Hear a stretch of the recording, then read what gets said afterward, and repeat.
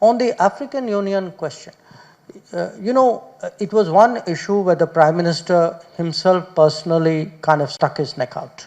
Okay, he took the lead because for many years we would hear every year, I must tell you, often in diplomacy, the general tendency is to play for a draw and sort of, a mixed metaphor, but kick the ball, kick the can down the road and say, okay, next year we'll see. That's often a kind of a default attitude.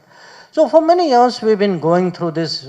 People, Africans would raise it, and people say, yes, yes, very good idea, we must do something. When we became president, he was very clear, saying, look, enough of this, we will do something, I will take the lead.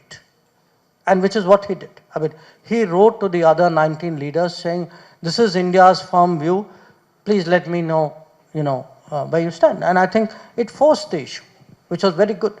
But why did we do it? I think that's a very good question you have raised, because eventually, look within our own country. In our own country, there is the ethical part of it. I don't, I'm very much for it. We all want to see social justice.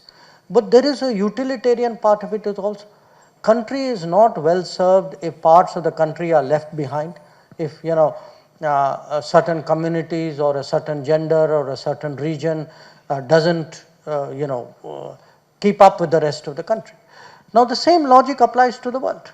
So if we are today trying to build a more socially just country within India, after all, should we not have a socially just international order? And look at the kind of suffering which Africa has gone through. I mean, they need an extra support, they need a helping hand, they need carve-outs in many areas. So that's the kind of thinking, it's this leave no one behind thinking, which is really what motivated us to push for it so strongly.